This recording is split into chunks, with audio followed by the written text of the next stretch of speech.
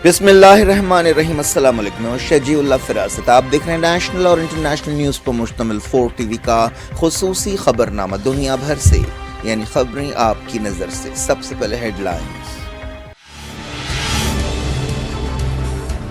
Ukraine जंग रोकने की कोशिशें, बाइडेन ने कहा पुतिन से मिलेंगे, मॉस्को भी तैयार।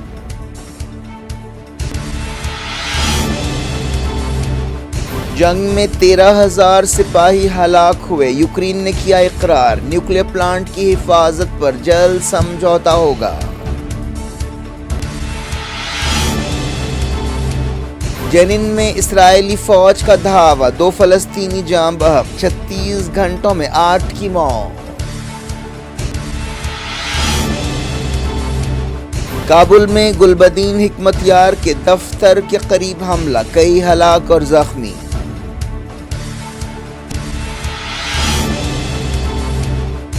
अमेरिका और जापान ने मिसाइल तजुर्बात पर नॉर्थ कोरिया के खिलाफ लगाई नई पाबंदियां। गुजरात इलेक्शंस की मुहिम में फिरक़ेवाराना बयानबाजियां, अमेरिका ने कहा इंडियन ओहदेदारों से मसला उठाएंगे।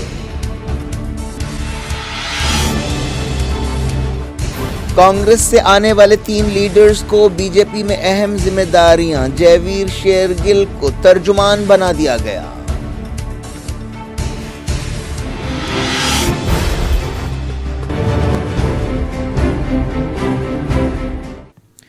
हेडलाइंस आपने देखी। अब खबरों की तफसील की तरफ आपको लिए चलते हैं। यूक्रेन जंग रोकने के लिए आलमी सतह पर पहल होती नजर आ रही है। अमरीकी सदर जो बाइडेन ने कहा है कि वो रशिया के सदर व्लादिमीर पुतिन से मुलाकात के लिए तैयार हैं। दूसरी तरफ मॉस्को ने कहा है कि पुतिन भी बातचीत के लिए तैयार हैं। इस दौरान बाइडेन और फ्रांस के सदर मैक्रोन के दरमियान यूक्रेन के बारे में बातचीत हुई। एमेनुएल मैक्रोन के साथ मीडिया से बातचीत करते हुए बाइडेन ने वाशिंगटन में कहा कि वो पुतिन से मिलने के लिए तैयार हैं। उन्होंने कहा कि वो इस बात में दिलचस्पी रखते हैं कि पुतिन जंग खत्म करने के लिए आगे आएं। अमेरिका और फ्रांस के लीडर्स ने कहा कि वो जंग के खिलाफ स्टैंड लेते रहेंगे।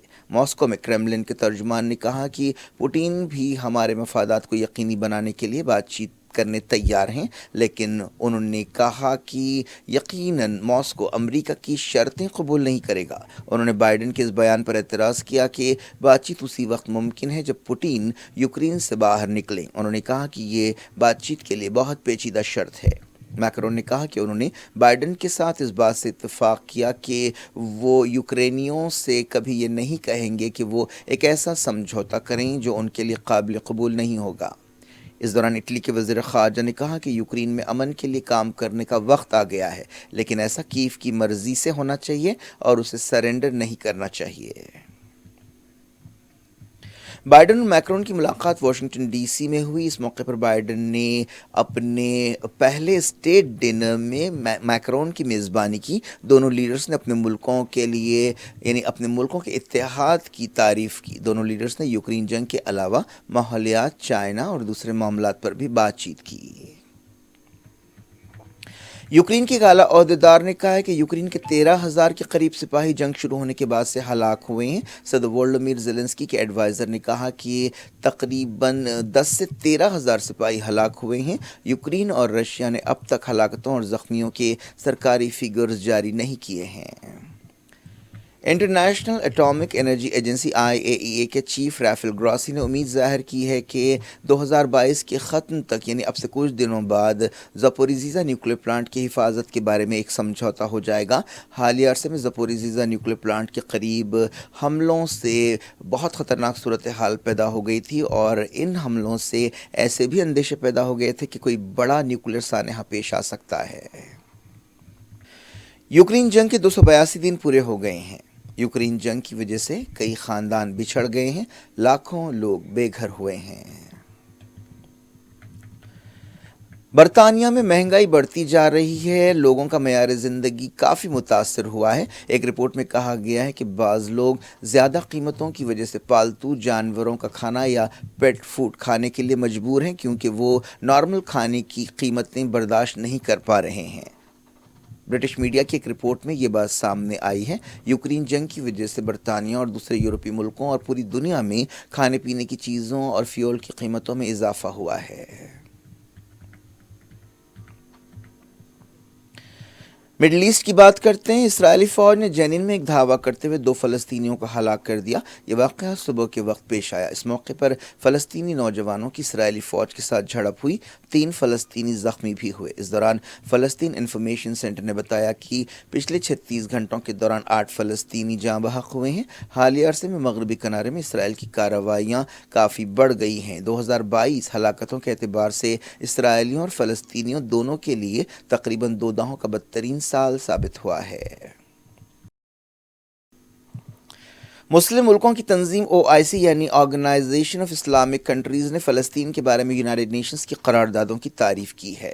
UN جنرل اسمبلی میں فلسطین اور مڈل ایسٹ کے بارے میں 5 اہم قراردادیں منظور کی گئی ہیں۔ ایک قرارداد میں اسرائیل سے کہا گیا ہے کہ وہ تمام فلسطینی علاقوں کو خالی کر دے جن پر اس نے ناجائز قبضہ کر رکھا ہے۔ ایک قرارداد میں اسرائیل سے کہا گیا کہ وہ جولان پہاڑیوں کا علاقہ چھوڑ دے۔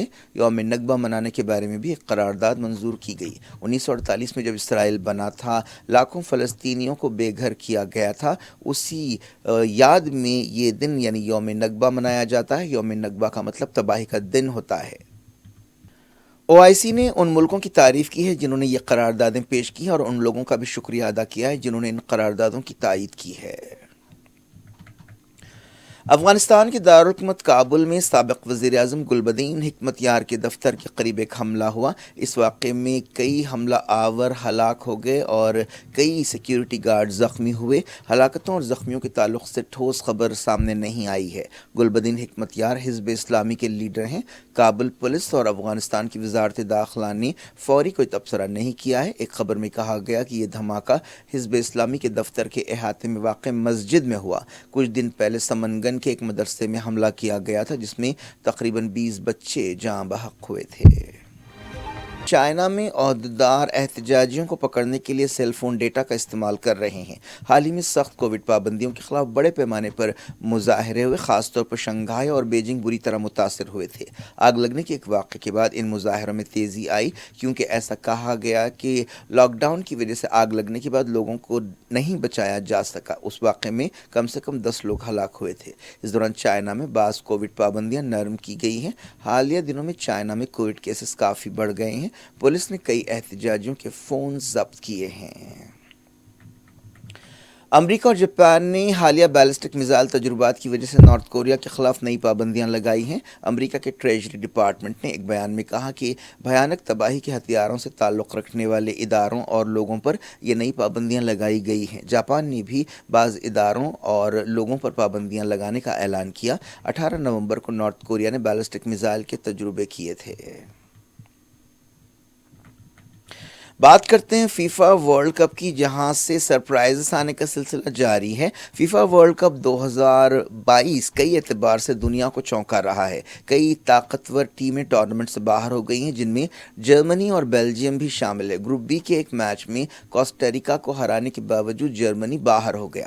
جاپان نے اسپین کو ہراتے ہوئے 16 ٹیموں کے راؤنڈ میں جگہ پکی کر لی۔ اس گروپ سے جاپان کی ٹیم سب سے اوپر رہی۔ آخری لیگ میچ میں جاپان نے اسپین کو 2-1 سے ہرا دیا۔ جرمنی نے کوسٹاریکا کے خلاف 4-2 سے کامیابی حاصل کی۔ جرمن کوچ نے کہا کہ وہ اس نتیجے سے بہت مایوس ہیں۔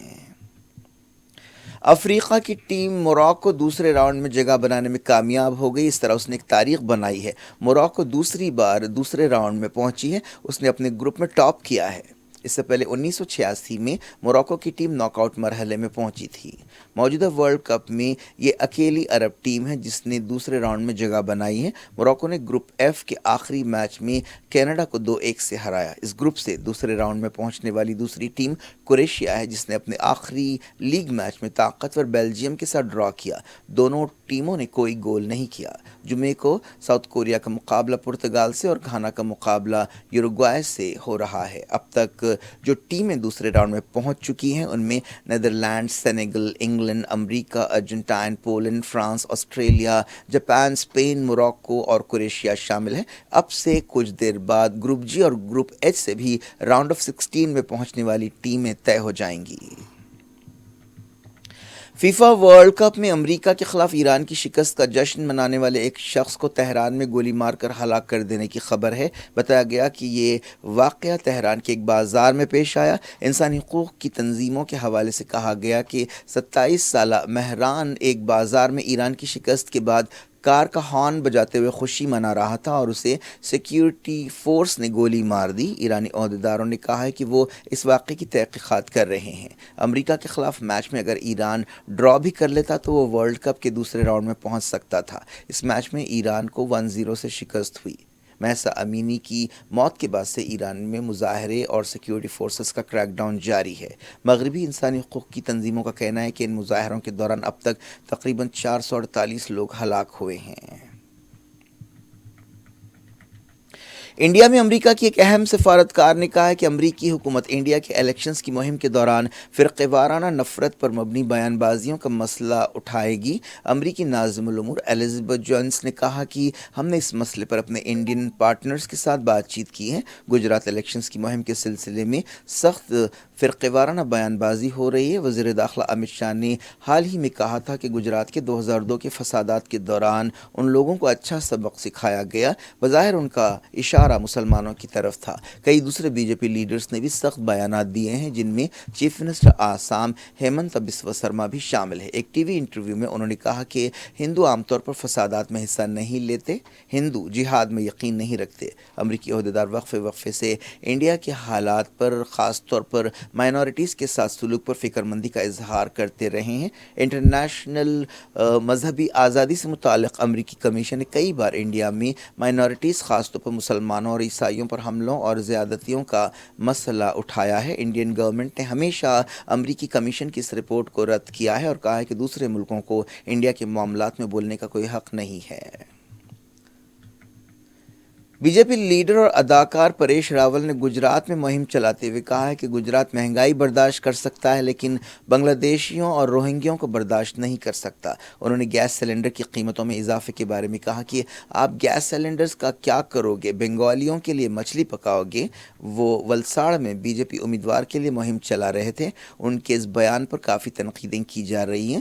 بعد میں پریش راول نے ٹویٹر پر اس بیان کے لیے معافی بھی مانگی۔ خاص طور پر بنگال میں ان کے بیان پر کافی ری ایکشن آ رہا ہے۔ گجرات اسمبلی الیکشنز کا پہلا مرحلہ ہو چکا ہے۔ پہلے مرحلے میں 60% سے زیادہ پولنگ ریکارڈ کی گئی۔ دوسرا مرحلہ 5 دسمبر کو ہونے والا ہے۔ نتیجوں کا اعلان 8 دسمبر کو ہماچل پردیش کے اسمبلی الیکشنز کے ساتھ آئے گا۔ اس دوران گجرات میں دوسرے مرحلے کے لیے مہم تیز ہو گئی ہے۔ ان الیکشنز میں بی جے پی 7ویں بار کامیابی کے لیے کوشش کر رہی ہے۔ اس بار کانگریس کے علاوہ پہلی مرتبہ عام آدمی پارٹی بھی میدان میں ہے۔ بی جے پی میں کانگریس کے 3 سابق لیڈرز کو اہم عہدے دیے گئے ہیں۔ سابق chief minister Punjab captain Amarinder Singh اور سنیل جاکھر کو B J P national executive میں رکن بنایا گیا ہے۔ پارٹی نے سابق کانگریس ترجمان جے ویر شیرگل کو ترجمان بنا دیا۔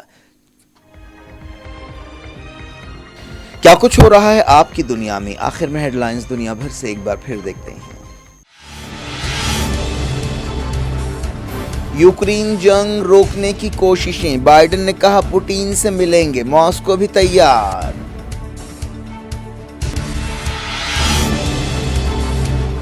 جنگ میں 13,000 سپاہی ہلاک ہوئے، یوکرین نے کیا اقرار، نیوکلیئر پلانٹ کی حفاظت پر جلد سمجھوتا ہوگا۔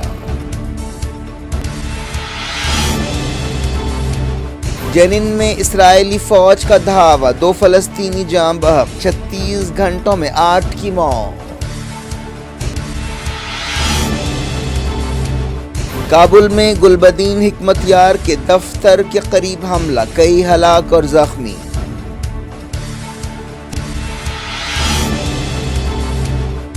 امریکہ اور جاپان نے میزائل تجربات پر نارتھ کوریا کے خلاف لگائی نئی پابندیاں۔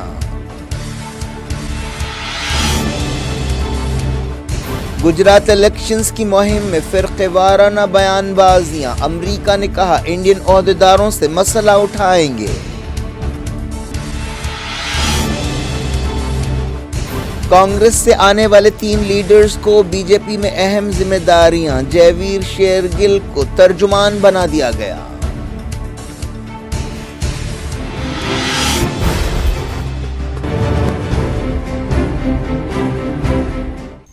یہ تھی آج کی خبریں. شجول افراست کو دیں اجازت اور اپنا بے حد خیال رکھیں. اللہ حافظ.